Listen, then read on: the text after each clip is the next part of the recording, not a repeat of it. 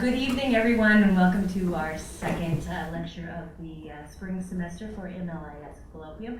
It's a real pleasure to see everyone out here in the audience.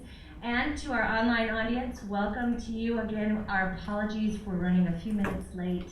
Had a little technical difficulty, but through the wonderful machinations of Steve Garwood and Michael McWilliams, we have been able to solve those problems. So.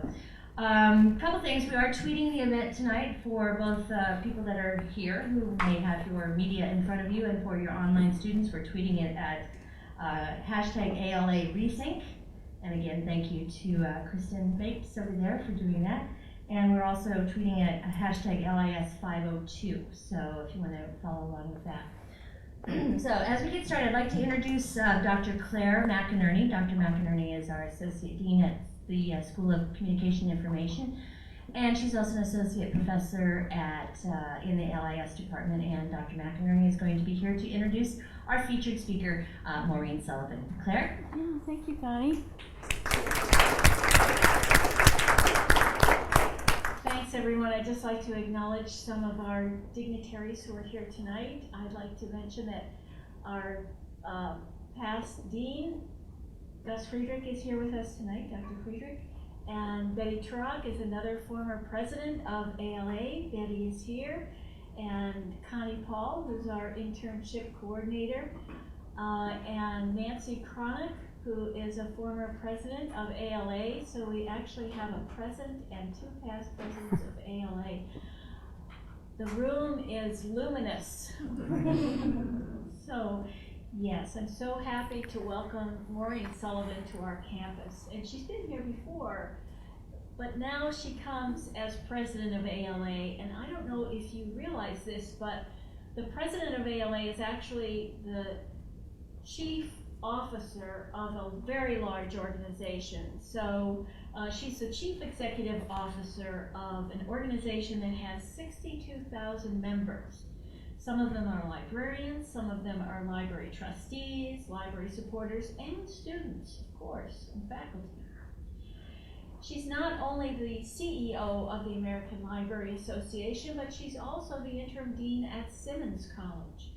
So she is an academic also, but has other hats, and ALA is her chief one. In addition, Maureen is a consultant to many libraries of all types, academic and public, school, law, health sciences, and special libraries, library consortia. She is an ambassador for libraries, not only in this country, but around the world. You may not know, but she also was an academic librarian in the Human Resources Administration at the University of Maryland and Yale University.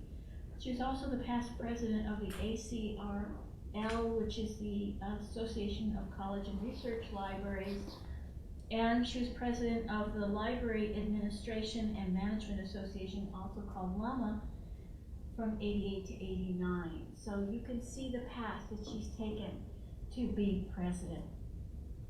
I think it's really interesting to note that she's had many honors, but one of them was the 2010 Academic Research Librarian of the Year, voted by the ACRL, and she also was honored and included as the American Library Association's Elizabeth Fukas Catalyst for Change Award. And I think that's one of the hallmarks of Maureen Sullivan, is that she's known for change and big ideas, and we're so glad to have her here to talk with us tonight. Thank you. Thank you.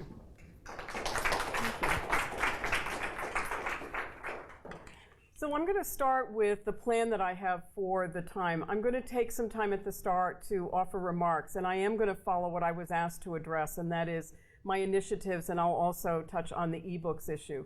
But given that a number of you are students in the program, I also wanted to take advantage of this opportunity to offer some of my ideas about how it is that you can prepare to be the best possible professional when you leave the program and you're actually starting your professional practice.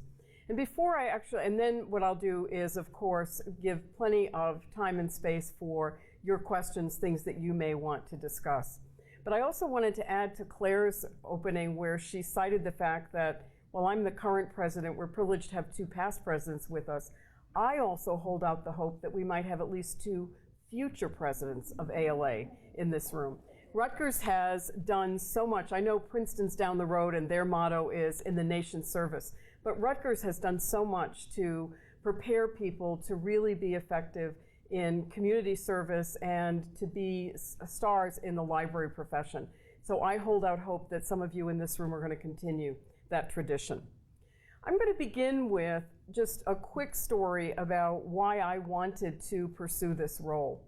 I was asked several times before I said yes, but at the point at which I said yes, it seemed to me that libraries of all types were undergoing significant, deep, complex change. And I had the opportunity to see some of this in the real world because of my consulting practice.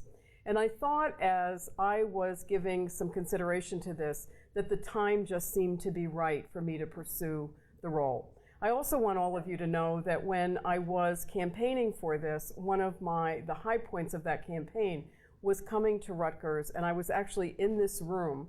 The other candidate came in through Skype, but I was actually in the room and had the opportunity to address a number of your colleagues about what my hopes and aspirations were for the association, but particularly for my presidency.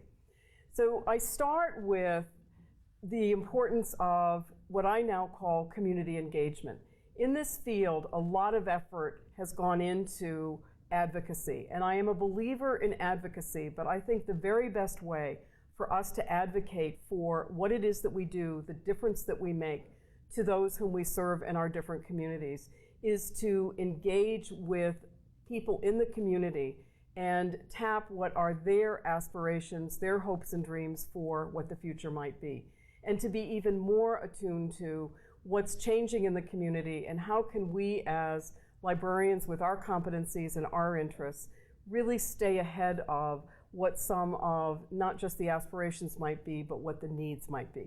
So I have been engaged in both my president-elect year, but particularly this year, in really promoting the message that it is important for us, no matter where it is that we work, to be active, to understand the communities in which we are working. The key initiative around community engagement is one that at ALA we now call the Promise of Libraries, Transforming Communities. And I'm really pleased that even in the short time I've been president, we have moved from identifying that as Maureen Sullivan's initiative, and it is now really understood to be an initiative of the association. And this is important because it will take more than even the next couple of years to really create a program, a set of tools, and to have a number of people who are working in our libraries really embrace the role of the convener of community engagement or community conversations.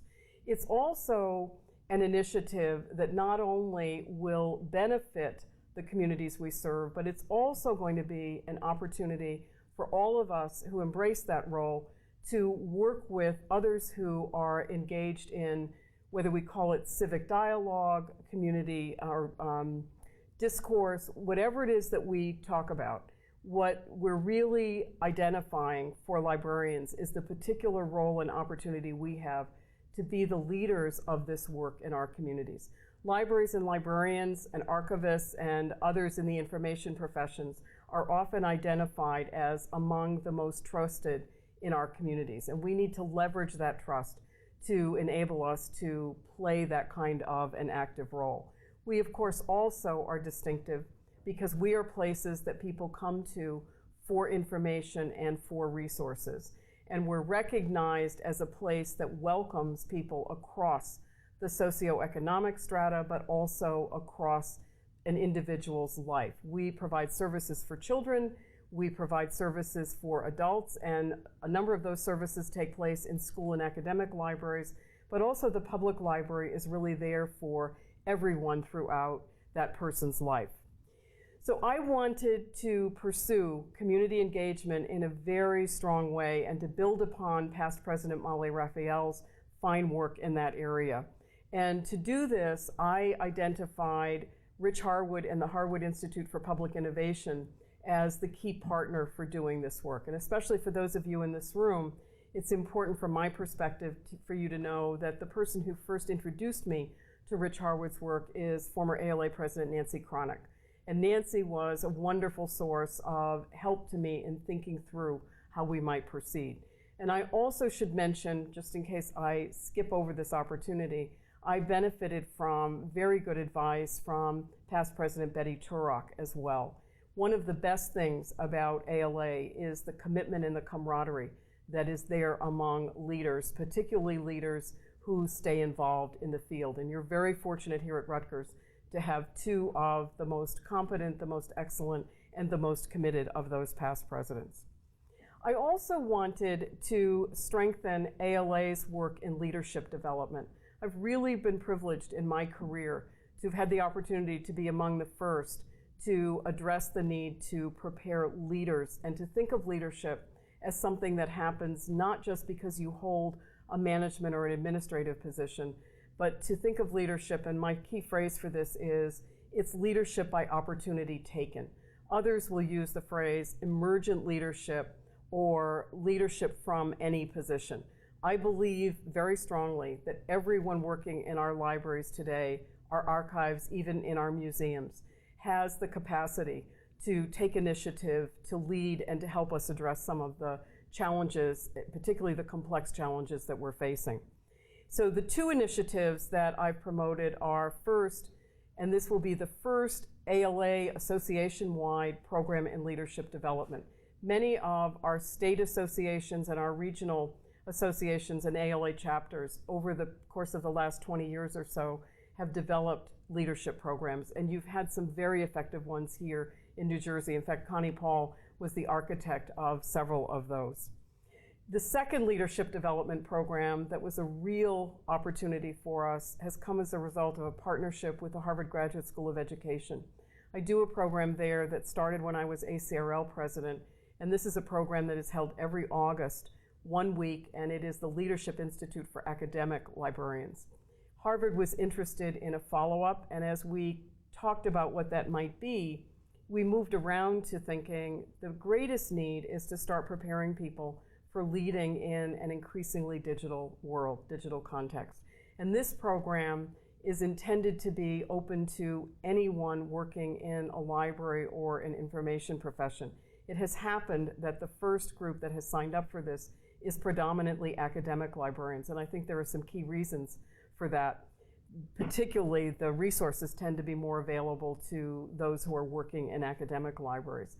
But this program will be offered for the first time next week.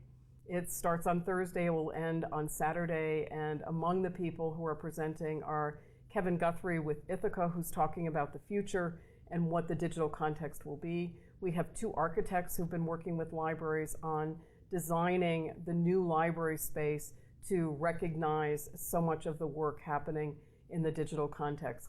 And the last day, we have John Palfrey, the key person with the Digital Public Library of America, actually leading a session with me on what is it that we really expect will start to happen as our libraries become so much more digital.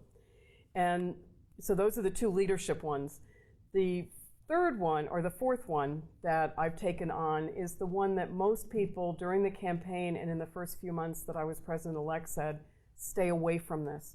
This will be a boondoggle. You will not get anywhere with this. And I'm really pleased to tell you that Rethinking ALA, given the process that the ALA Executive Board and I have designed and are working through, seems to really be gaining traction. I was the one who said that we should work from the inside out on this effort. There have been a lot of earlier reports that were done. Most people who are in the field who've had experience with ALA have ideas about how to strengthen the association. And I thought it was important that we begin by identifying the current strengths of the association, but also that we begin by engaging leaders in the divisions, in the different offices. And at midwinter, we brought the ALA Council into the process. And we were posing questions that were very much around what are our aspirations for the future? What is the best association that we can have for ALA 5 years from now? And if we were creating ALA today, what would be the attributes, what would be the components, what would we want this association to be? And there have been a lot of ideas that have come out of the series of discussions that we've had, and we're now in the process of trying to synthesize those. And we're also in the process of determining what would be the most effective ways to engage not only the broad membership of ALA, but others who are working in our organizations who may not be members of ALA. And I'm hoping to have a few minutes with you this evening to see what ideas you might have about the best ALA in the future. So the fifth area, and I always struggle, is it 4 or is it 5, but that's because there are 2 leadership programs in there. But the fifth area in which I really wanted to use my office to provide greater support is strengthening our work internationally. It's the area where I have been most dependent upon others to really take the lead. I haven't really had or been able to give the time to those initiatives, but the 2 that are underway are strengthening ALA's work with the Sister Libraries program. And we have a subcommittee of the International Relations Committee that really works on this, and the leadership of that group has really taken hold of this since midwinter. And the other area is an initiative that is really being led by Pat Wand, who is now retired, but is somebody who served early on with the Peace Corps. There are a number of librarians who once or recently have served with the Peace Corps. And her concept was to create a program that would be a partnership with librarians in other countries. And we would initially tap into those who've served in the Peace Corps to come together to identify programs that would lead to developing library strength in other countries, but also benefit libraries in this country by learning from best practices and achievements that were taking place in other countries. So essentially, what I've really been trying to do is to position the association to be even stronger in its effectiveness, but to look for stronger roles in the external world in which we're operating. I think libraries are a key part of what some would call the information ecosystem. I know from my work this year, and particularly the opportunities I've had to be in situations where I was the only librarian in the room, I was there representing ALA, that most people who are leading other organizations who come to face the fact that there is an American Library Association, that there are libraries doing great work in their communities, very quickly appreciate and embrace the possibilities for what libraries and ALA might be in the future. And I've enjoyed being someone who had the opportunity to promote that. I've also come to believe very strongly that one of the things we need to do inside of ALA is more work to ensure that we're speaking with one voice, particularly on national and international issues, and especially those issues that are very reflective of the core values that we hold in this profession. And here I particularly mean intellectual freedom. The whole issue with eBooks is one of the areas in which I've really been promoting that we need to speak with one voice. So what I'm looking for in the future for this association is to have it be a vital organization that attracts people who are coming into the profession, has many paths for people to contribute and be successful, but also to be an association where there is a breadth of opportunity for engagement so that anyone who has an idea that they want to pursue has the ability to actually pursue that idea. I also want it to be a stronger place for leadership development. The Emerging Leaders Program that was started by past President Leslie Berger several years ago has really come to fruition and is a very effective way for people fairly new in the profession to fast-track their involvement in the association. It is not a leadership development program, and that's caused some stress over the years, but it really has proven to be an effective way for people to become engaged very quickly and in meaningful ways in the work of the association. I also want the association to be an organization that enables innovation. One of the things that has started in my presidency is conversations with the leadership of the Institute for Museum and Library Services and the it's now the American Alliance of Museums, which has a center on the future of museums. And we've had early conversations about how we might go about creating a center on the future of libraries. We also need to pursue our efforts to eradicate literacy. I think it's also going to be important for us to continue to address the issue, how do we increase the cultural and the ethnic diversity of people who work in this field? It's very frustrating to look at the statistics and continue to see that the proportion of people who are coming into the field from those diverse backgrounds tends to be at about the same percentage. And a lot of work has gone into trying to increase the numbers. On the upside of that, however, is the caliber of people who've come through those efforts to increase diversity is very high, and most of those individuals quickly develop a commitment, plan to stay in the field. I also want to see Jim Neal, who is the vice president at Columbia University, who is the most consistent proponent of an ALA university. I'd like to see his dream of the ALA university come to be. ALA does a tremendous amount of work to support professional development, but it is a diverse set of offerings across the association, and they've not really come together. And for me, the ALA University would also have a very strong online component, and it would be designed to support the professional development of each of us, no matter what career path we chose to pursue. And the last thing in terms of my aspirations is to really strengthen the Central ALA's relationships with its various chapters. Many of you are probably members of the student chapter here. There's work that we could do to strengthen the relationships between ALA and the student chapters, but also among the student chapters. 2 weeks ago, I did a webinar, first one of its kind, with President-elect Barbara Stripling, and we had almost 200 people sign up. About 100 people actually joined the webinar, and it was a really great opportunity for each of us to talk about our aspirations, what it is that we planned to do, but also to give the students an opportunity to talk with us. And we also will benefit by strengthening the partnership with the chapters to learn more quickly what's working out in the field and where is it that ALA can make a difference by bringing its resources and its capabilities out into the field.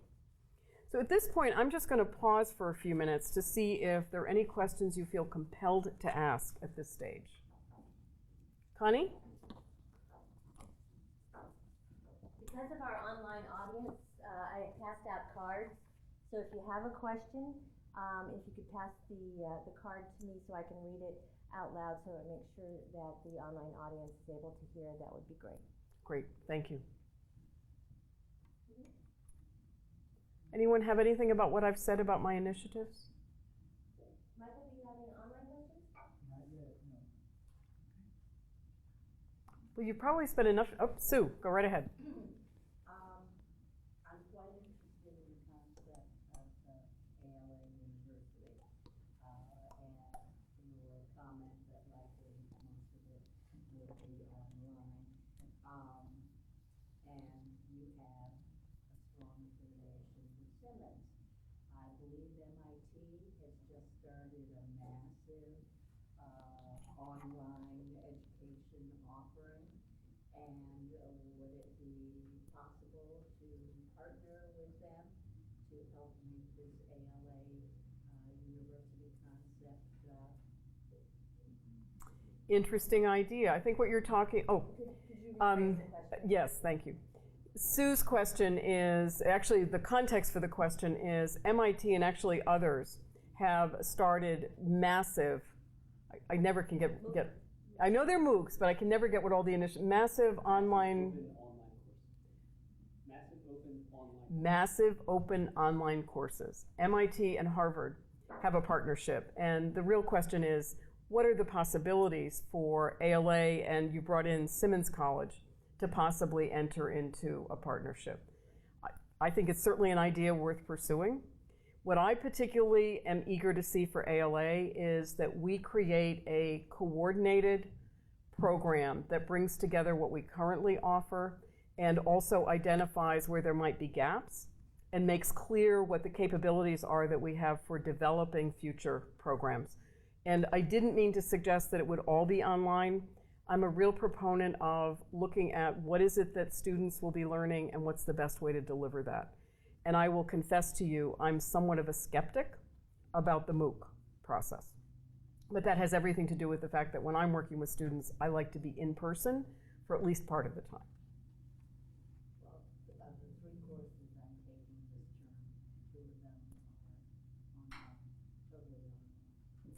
So further comment is, of the 3 courses Sue is taking, 2 of them are totally online. And we do have. I can do that. Do I want to mention the School Library Task Force? Of course, that'd be great. So the School Library Task Force was formed about a year and a half ago when Molly Raphael was first president of the association. And it arose out of all of the concern, the real concern, that was being expressed based on closing school libraries or reducing funding to school libraries. And school libraries in this country today are very much at risk because, and this is my view, most of the people who make the decisions about the future of the school library or the funding for the school library do not understand what it is that school librarians and the library contribute to the particularly the self-directed education of students and the work that they do in partnership with faculty. So this task force was formed and charged with the responsibility of coming up with an effective program to deal with these issues. And just this past fall, I convened a work session with a subset of that group and asked them to lay out a plan for how it is that we could move forward, and that plan would include a public awareness component, would include tools and techniques and resources for people to use at the local level. And the plan was introduced and approved at the ALA Midwinter meeting. Barbara Stripling, who is a former school librarian and was responsible for the school library program in New York State and will follow me, is very interested in moving this work forward. And we have an agreement. We're actually going to be meeting 2 weeks in Washington to look together at the report that came from the School Library Task Force and our views about how to support that work going forward. And the members of the School Library Task Force know that.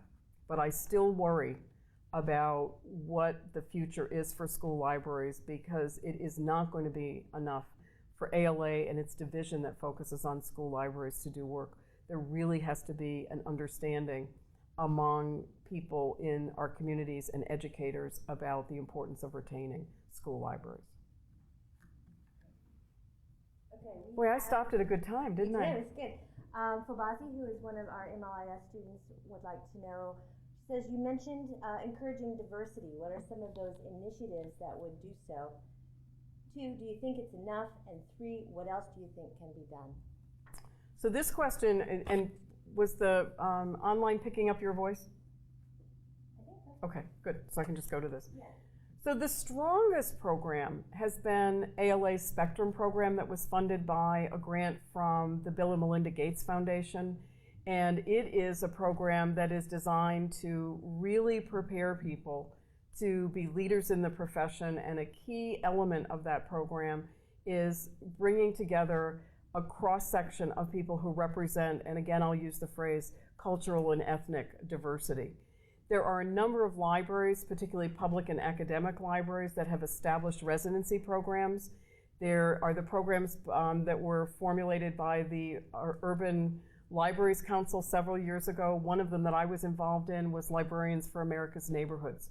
So, and we have an office for diversity at ALA that has also taken on a variety of other programs and initiatives. I think the challenge for us is attracting people to this work where there is an understanding not only of the opportunities in this profession, but where we also can meet their needs and expectations for support moving into our workplaces, but also for salaries that are going to compel them to choose this as a career. And I think one of the things that we need to do at the American Library Association is more research into what are the barriers and what are the things that are really keeping people from coming in. I think another thing that we might do is more work to understand how it is that we can reach people when they're in high school. There's some research that suggests that people begin to think about their career paths in 8th grade and into high school. Many people do not wait until they have left their undergraduate programs.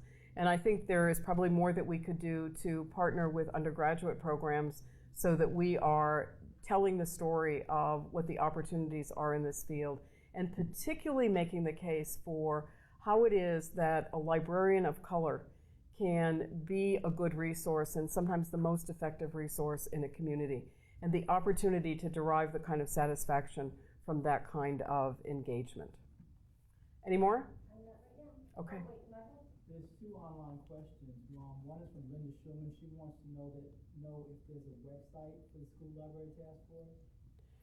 The School Library Task Force does not have a website. I'm looking at Connie Paul. They have a space where they're doing their work on. There's a plan to have one with all the resources that we've gathered, but it's not done yet. But for further information, I would suggest going to the American Association of School Librarians. That's a division of ALA, and there would be resources on that website. Okay, and then there was one other question from Lori Kaplan. She wants to know, is there any current ALA work being done on digital copyright?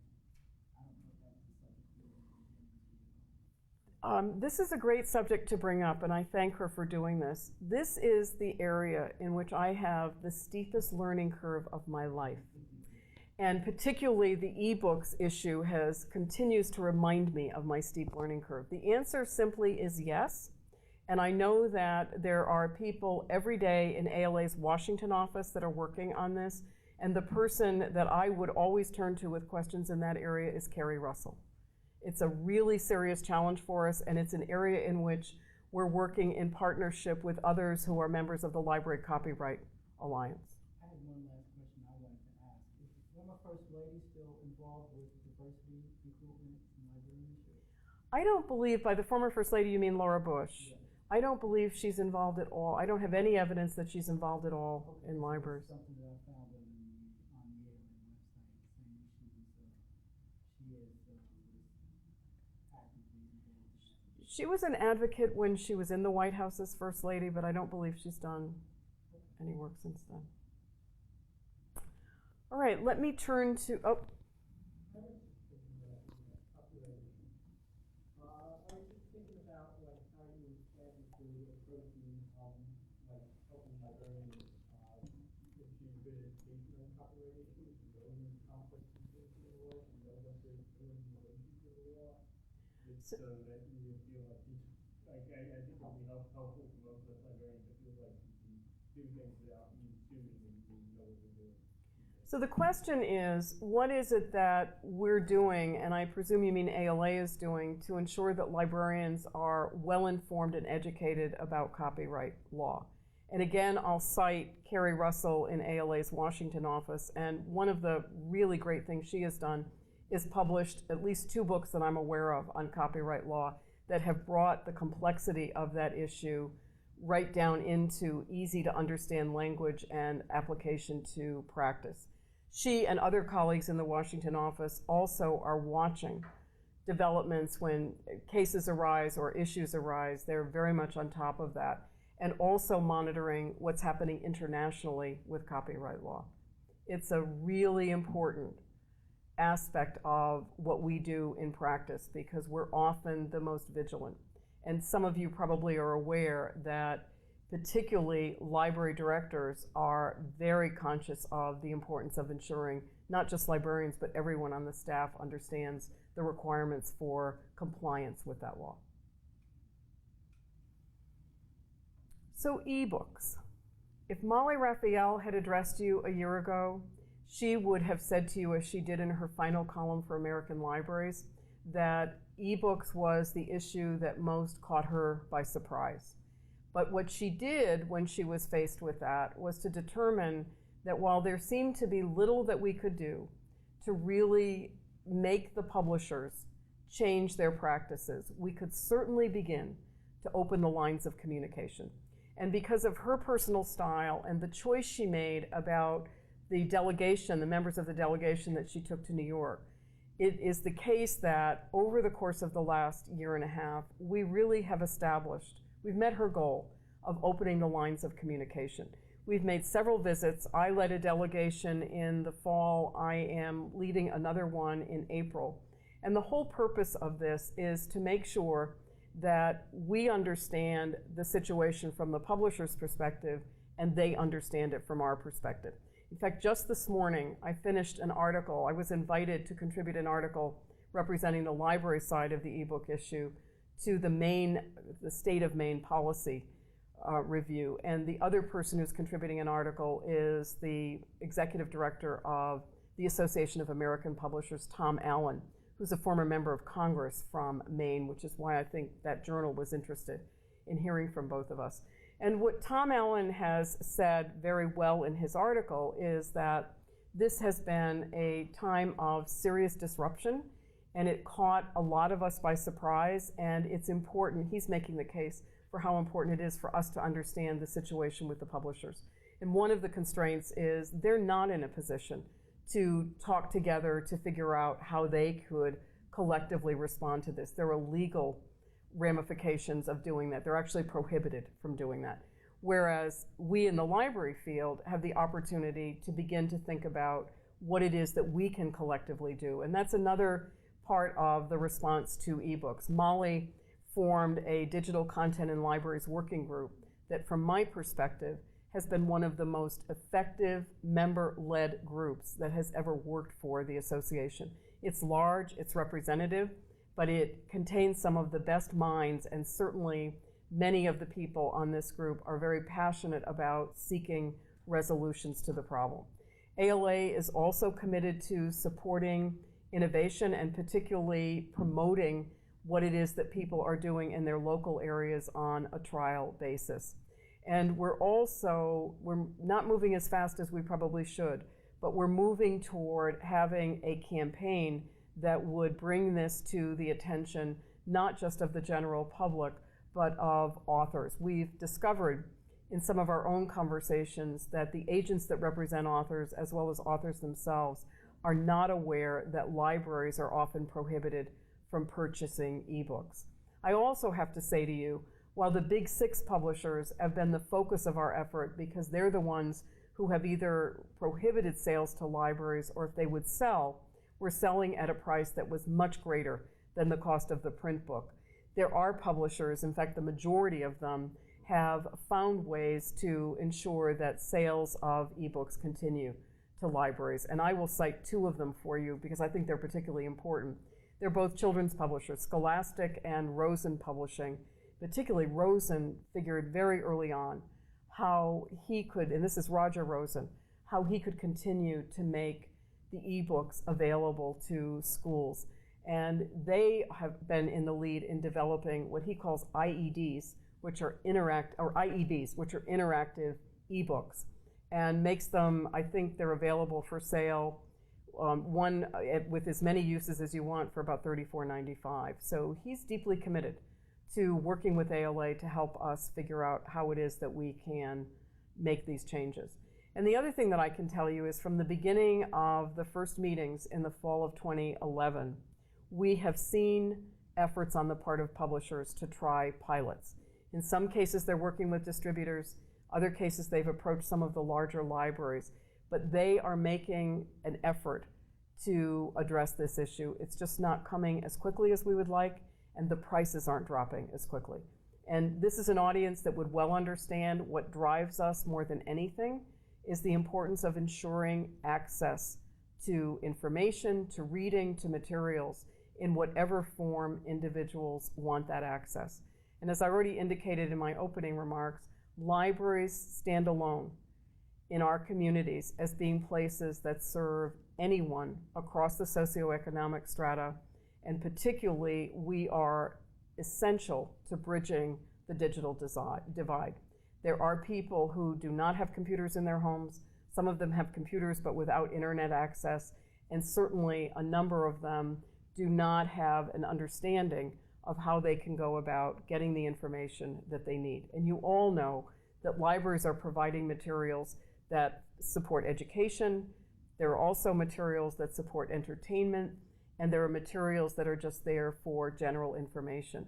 And we need information, and we need access to whatever information is important to us in order to make effective decisions in our families, in our work lives, and in our communities. So it's critically important, and we're going to stay with it. And my delegations have included Barbara Stripling.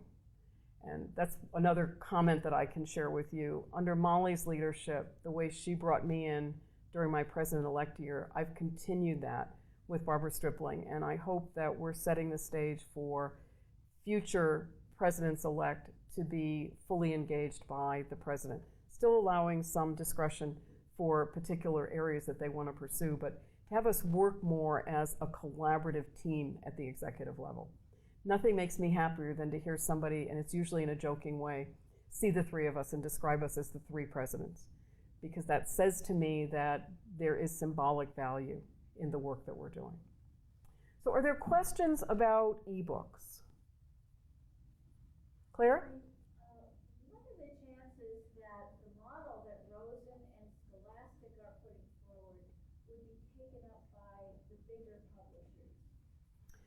So Claire's question is, what are the chances that the model that Rosen and Scholastic are working with are likely to be taken up by the Big Six? And the honest answer I have to give you is I don't know. I do believe that one of the challenges for the Big Six is that the people who are making decisions at the business, on the business side of this are not the individuals who have the experience and know the library market. And the people who do know the library market, who come to our trade shows, are individuals who recognize the dilemma that we face, but they're not the decision makers. And I think it's a matter of time for them to catch on to the fact that some of the myths that they hold, the assumptions that they have, are not valid. I might have said to you, one of the most interesting things in the first meeting that we had in New York was to discover the myths. And even though we corrected them, the myths still come back to us. And one of my favorites is, if we sell an ebook to the library, we're losing thousands of dollars because that many people are going to be able to get that ebook. And if we sell it to Montclair, New Jersey, there could be people in Paris, France who would be able to get that ebook. There's just very little understanding of how we actually work. Anything else on ebooks?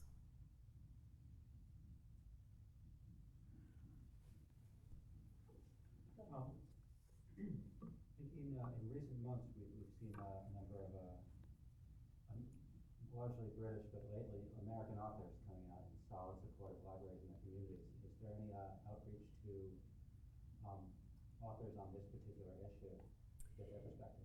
The outreach that I'm aware of on this particular issue has been informal and based on relationships that already exist. There has not yet been a major effort in this area. It's one of the things that I would very much like to see. And part of the reason I would like to see it is Molly Raphael's predecessor, Roberta Stevens, had an initiative that I had the privilege of co-chairing, which she named Our Authors, Our Advocates, recognizing the opportunity for authors to be our advocates. And anytime I've been in a conversation with an author and this topic comes up, they're surprised and they want to do something about it. But I think they're also caught in this situation. I also know from my work in leadership development that when you want to bring about a change in others and you're limited to influence, the best way to exercise that influence is to begin by building the relationship.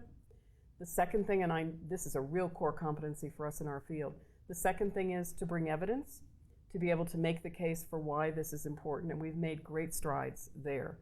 And then, and a third one is establishing common ground.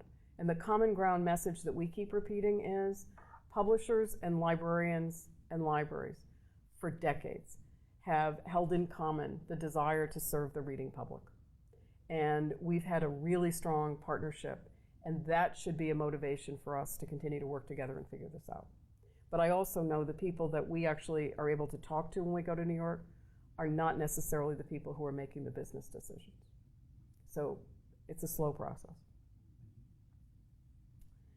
So I thought the last topic I would address, knowing that for some of you in this room, you figured this out a long time ago because you're well into your careers, but for those of you who are in the program now and are beginning to think about the work that you will do in the profession, I didn't want to lose the opportunity to make a couple of suggestions to you.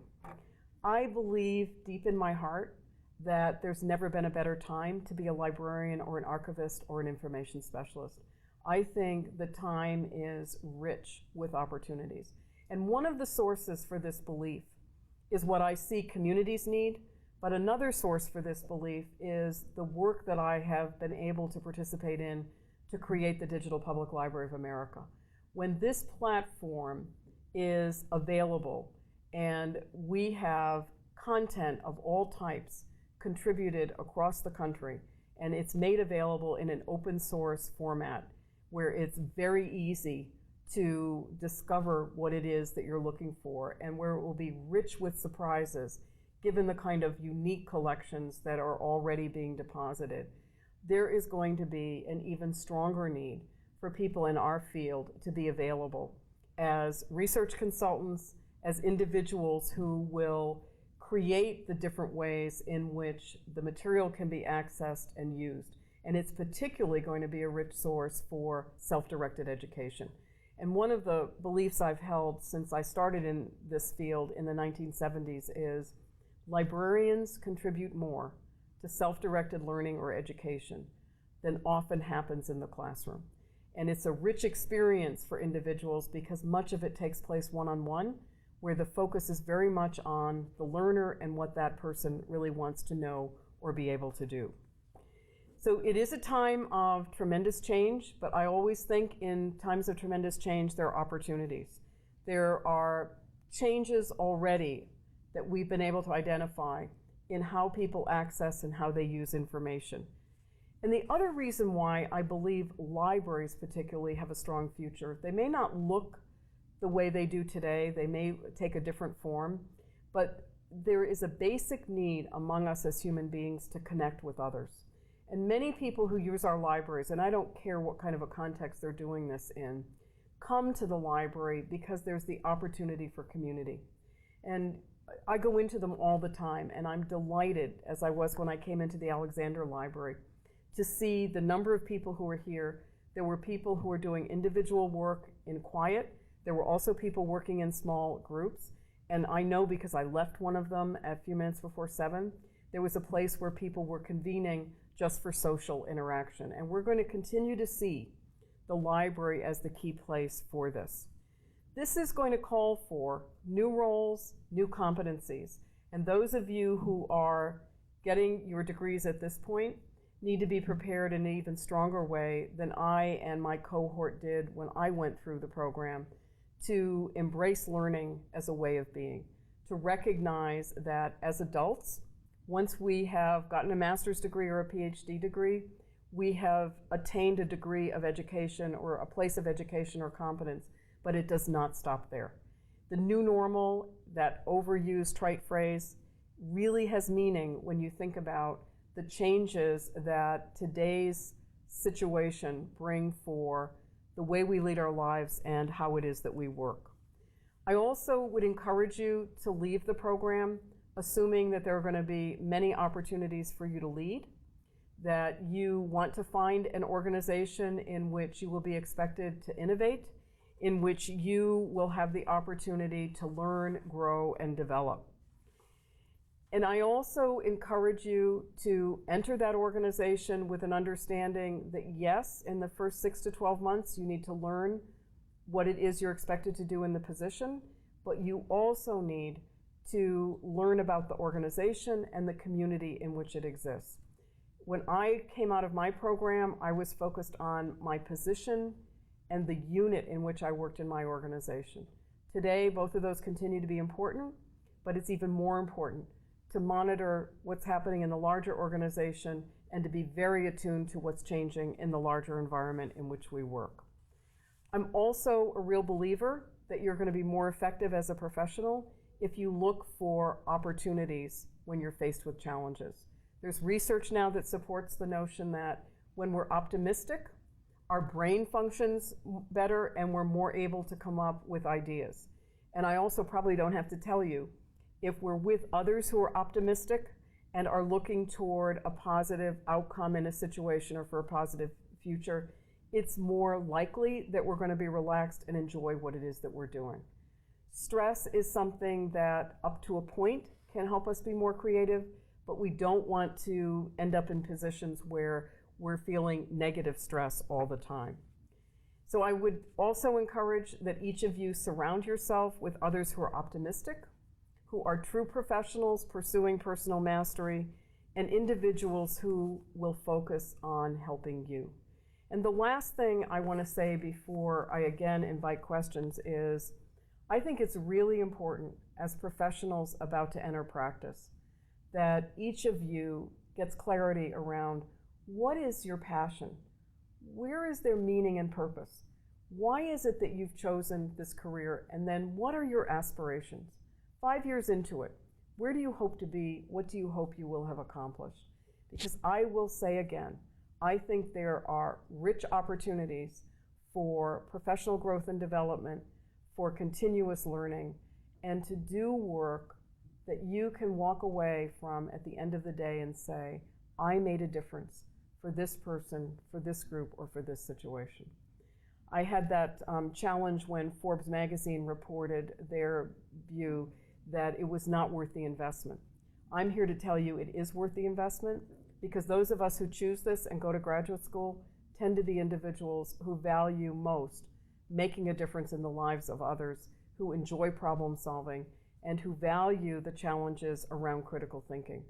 Most of us in this field did not come into this field to make money, which is what the Forbes, whatever it is, 500 people tend to do. But there are many opportunities to make a difference, and I think there are also many opportunities with the advanced degree to be paid a salary that represents your worth and your value. So I'll just stop there.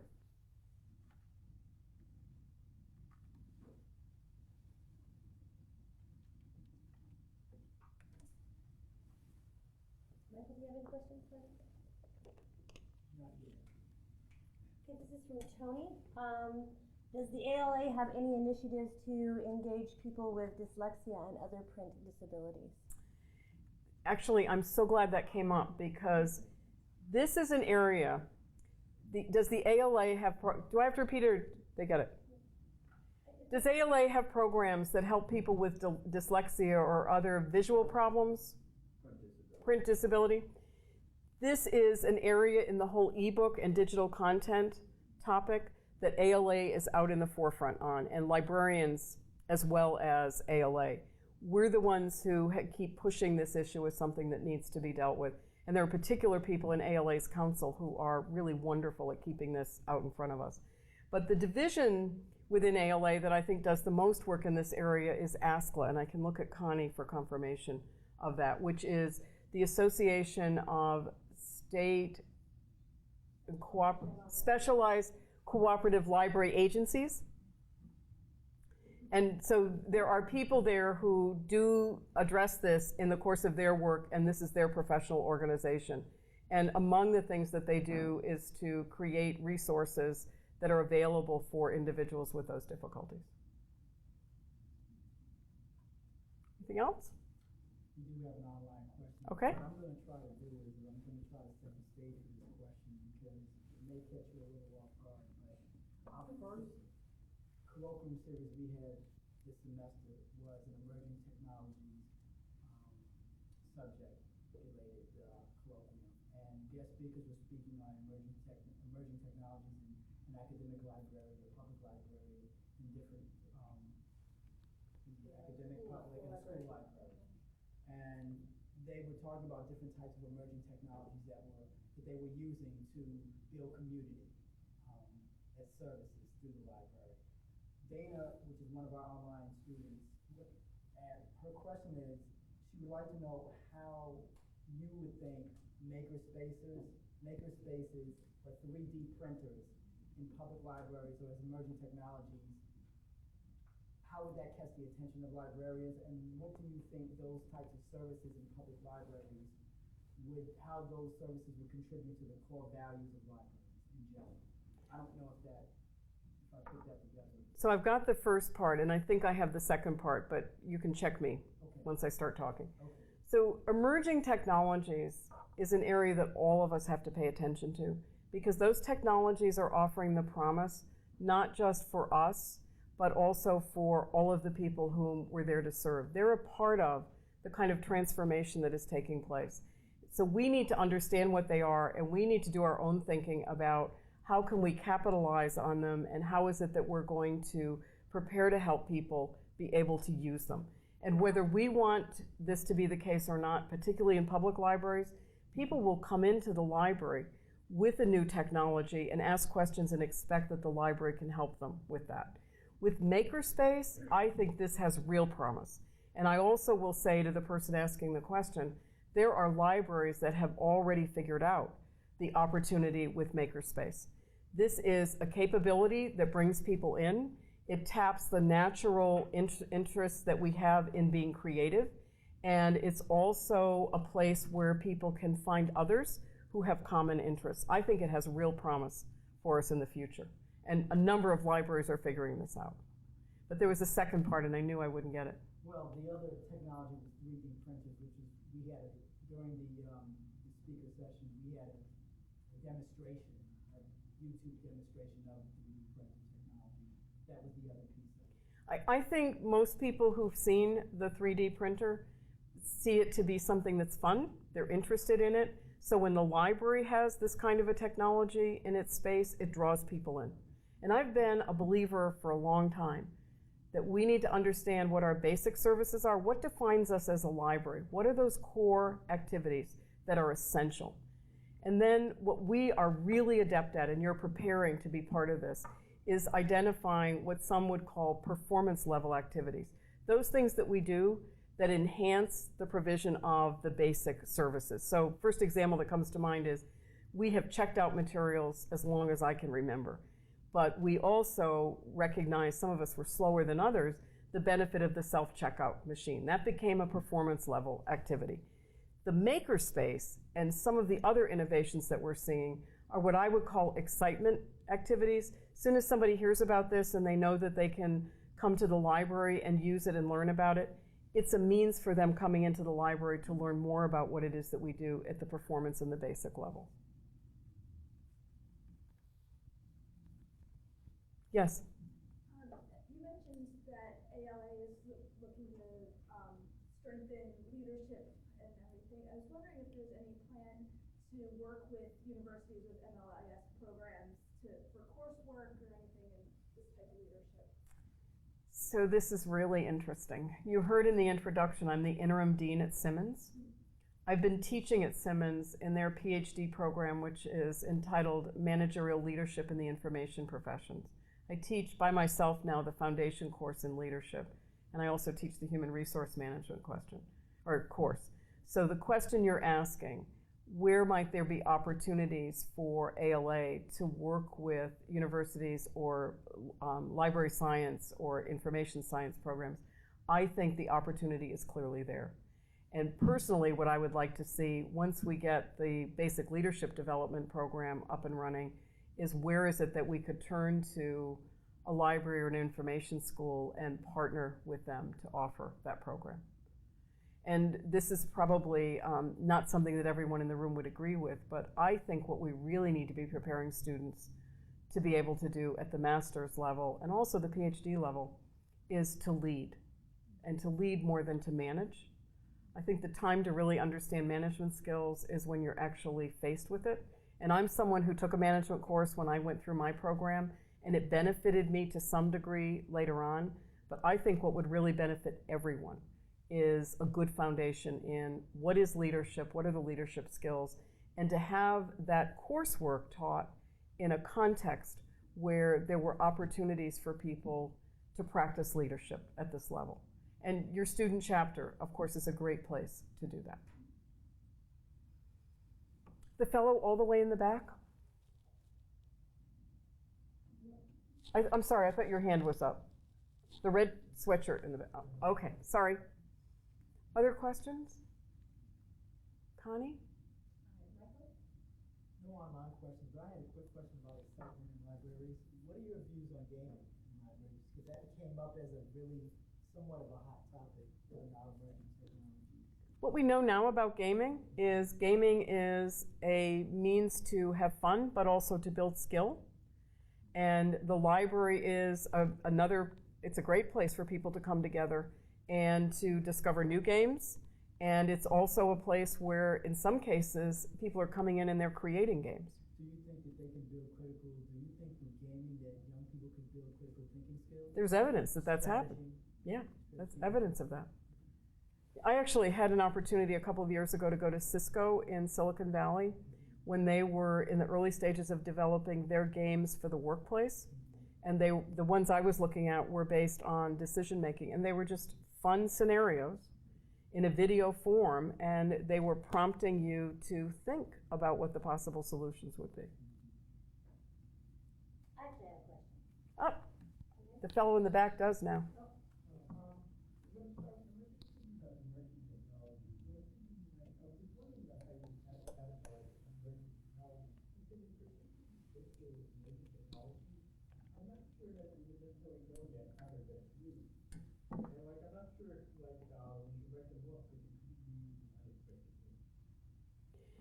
The question is, actually, it's more a statement about the nature of emerging technologies. When they first come out, we're not really sure how they're going to be used. And it takes us a little bit of time, sometimes less time than we'd like, to see what the benefits as well as what the drawbacks are.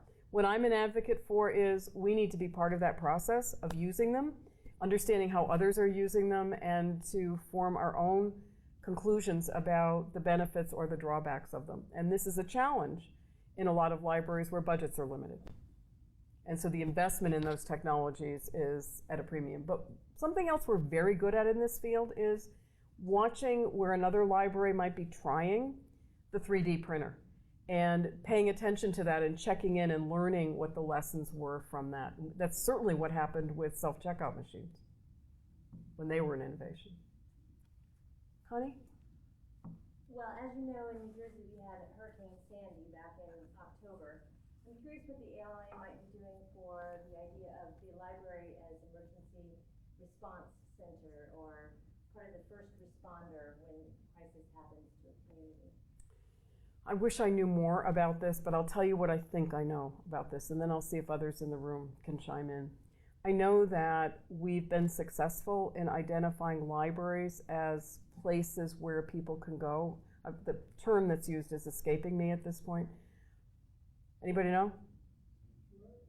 Sanctuary. No, I don't think that's the term that was used, but clearly we've been identified for that. And one of the misconceptions is that when there is that kind of a disaster, the people who are coming in are people who are at the lower end of the socioeconomic scale.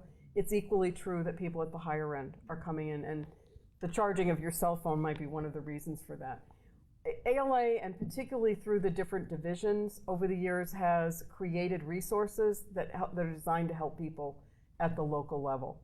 And I think the different types of library divisions would be a place to go for those resources.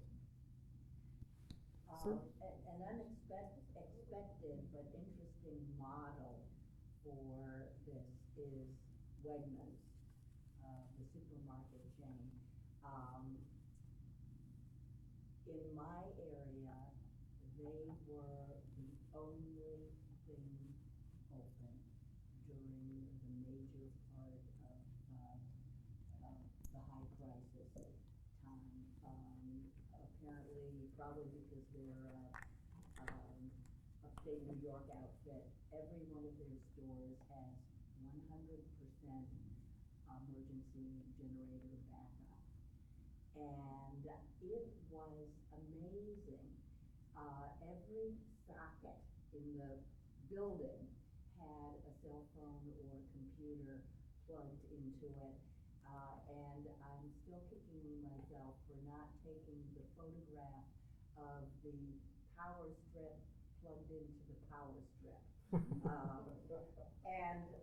mean, they served everybody. There was food, there was water, there was ice. There was a place to come during the day when the power's out in your house, there's no heat. They did really an outstanding job, and I think serves as an excellent model for how organizations can respond in crises like this, and they made money.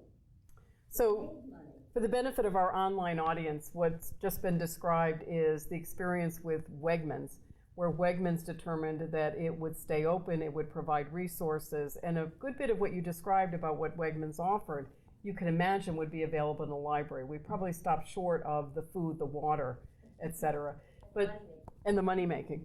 But the library is, again, in a community uniquely positioned. And I remember the story in Katrina where people left New Orleans and started making their way. I remember the story of going as far as Houston before people could find a library that they could use to connect with family. And again, the library as a place that has the computer and the internet access is really critical in a community. I'm from Ocean County. I work for the Ocean County Library System as well.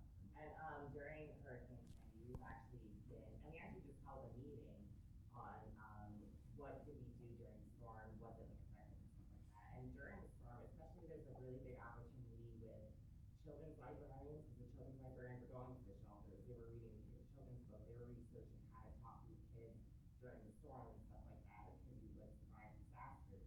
And then also we're holding free information services on tax help for people who have, I guess, you account for disasters in your taxes and stuff like that. So we're helping them with that. And then another thing that we're doing is we have an entire table in each branch set up that has all pamphlets about Hurricane Sandy resources and stuff like that. So I think our library, especially our entire system, did a really good job with helping people. So from Wegmans as a possible model to Ocean County where it is a model. Because in Ocean County, what you're describing is the children's librarians going out into shelters where the children were and reading stories. And I just lost the last two. Oh, the table of resources? And tax help. On April 8th in Eatontown, they're having a conference discussing this, given by the New Jersey State Library, about how the disaster was handled, how they could handle it better, what can they do to plan for it in the future, so that if and when it happens again, they'll be ready, instead of just doing it on the fly. And we in this field have the state libraries in every state, and we have the state librarians and the staffs who work for them. And there is information sharing that goes on and best practices sharing that goes on. But anytime we're talking about a topic like this, I want to have a much more cohesive and careful collaboration, because that's a network for us. Betty? Just to make a comment that I know that you know about, but it isn't systematic yet. And that is the fact that on the ALA Council listserv right now, this is a very hot topic in big butts. And I'm sure that as soon as you get the idea that these are formulated thoughts and a purpose for the future, you'll be talking about it more. Yes, Betty's comment is, and you're talking about the buzz around the nature of council? No, well, that's one thing that's going on now, but the nature of libraries' role in disaster Yes. services. Yeah, it's come up as I think it's only been on the list for about 2 days, and different people are chiming in with their resources. Thank you. Claire? Another thing, I don't know how many people in the room know this, that the New Jersey Library Association has been giving grants to libraries that lost something like a fundraiser. So some people had fundraisers scheduled for the week when Sandy hit, and of course they weren't able to have them. And so the New Jersey Library Association is giving grants for $1,000, $2,000 to help people reorganize and publicize their fundraiser, and for other reasons. If the library was damaged or suffered in some way, they're giving these small grants. So it's really been appreciated, and it's made use of this network that you're talking about. So this comment was about the work that the New Jersey Library Association is doing to provide grants to libraries that were affected by the storm, particularly if they were not able to hold a fundraiser, if they had a need for something in the library. And it's a great example of the altruism that is in this field. It's one of the things that has kept me working in this field. In the work that I was doing for 25 years, I could have worked in other sectors because it was management consulting, leadership development. But a big piece of what's kept me in the field is we are altruistic, we care about each other, and we particularly care about the people whom we're serving. It's a very strong core value for us. So any other questions? Yes? As a new member of ALA, I was wondering if you had any advice for those of us who are new to the organization for starting to get involved kind of overwhelming going on the website and seeing how many different roundtables and committees and everything that there are. Any advice about jumping in? So I'm going to start by agreeing with you that working on that website is overwhelming, but it's worth it to spend some time really trying to understand the organization, and particularly to see the divisions that would capture your interest as well as the committees that would capture your interest. There is a program at ALA, the Emerging Leaders Program, which I would encourage you to look at and consider applying for at some point when you might be ready to do that. And I think there is no substitute for going to a conference, and going to a conference where your mindset is, I want to use this time and this experience to learn as much as I can. And I'm going to choose to go to some programs, but I'm also going to choose to attend some committee meetings, particularly the ones that are around my area of interest. And anytime there's an opportunity to introduce yourself to someone, or to start a conversation about going to lunch or dinner or whatever, I would highly recommend that. And I'm also going to mention, and it isn't even a formal affiliate organization. I don't know if any of you have heard of ALA Think Tank, but this is a group, and J.P. Porcaro is one of the drivers in the ALA Think Tank. This is a group that really values social interaction, but they also use their network to address issues of common interest. And then the last thing I would suggest is, as a new member of ALA, I would read American Libraries and I would read AL Direct.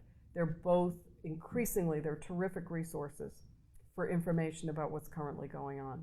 And then I will invite you and everyone else in the room, when you come to a conference and you spot me somewhere, I would love to have you come up, remind me that this is where you saw me, let me know what your interests are, and if I'm able to be helpful, I'll be happy to do it. Connie? ALA Midwinter next year is in Philadelphia, so it will never be cheaper or closer to get to than Midwinter. That's great. Yes. Connie Paul is reminding us that the midwinter meeting of ALA next January is in Philadelphia. And I think your comment was, it will never be closer than that. But that's, or cheaper. Yeah, cheaper. So I see some movement in the room. I think we might be ready to close. I think we're winding down, but Maureen, on behalf of everyone, I want to thank you so much. Your warmth, your intelligence, your good words have been so welcome this evening. So let's give Maureen. Thank you. Thank you. And we want to present you with the Rutgers School of Communication and Information tote bag. Has a zipper on the top, so your things won't be lost in the overhead bin. It's roomy. It has a pocket. And there's a couple of goodies in there for you too. Thank you so much. I'm privileged to have this. Thank you. I don't know that I should let the president of Simmons know that I'm carrying this bag, but we're going to collaborate. We're not going to compete. Again, let's have another round of applause. Thank you. Thank you. I want to thank a couple other people, to Steve Garwood for videotaping and for troubleshooting, and to Michael McKeon, who is been our online meeting facilitator. And to our online students, thank you for joining us. To our audience, thank you for joining us. Also to Lissa and to RU Libraries for helping us co-sponsor, and to Kristen for tweeting. Lisa, did you tweet too? A little bit, okay. So on April 10th is our next and our last colloquium for spring 2013, and it will be actually stories from Ocean County. We're going to be having Pat Tumulty is going to be coming to talk, and we'll probably be having a few librarians that you know come and discuss what's going on with, again, disaster recovery and the role of the library in that. So again, that's April 10th. It'll be here at Alexander Library. We'll also be up in the Scholarly Communication Center. And that's pretty much it. So MLIS Colloquium students, the discussion forum is now open, so go forth and reflect. And we'll see you all back here for Colloquium on April 10th. So thank you so much, and we'll see you then. Bye-bye. Drive safe.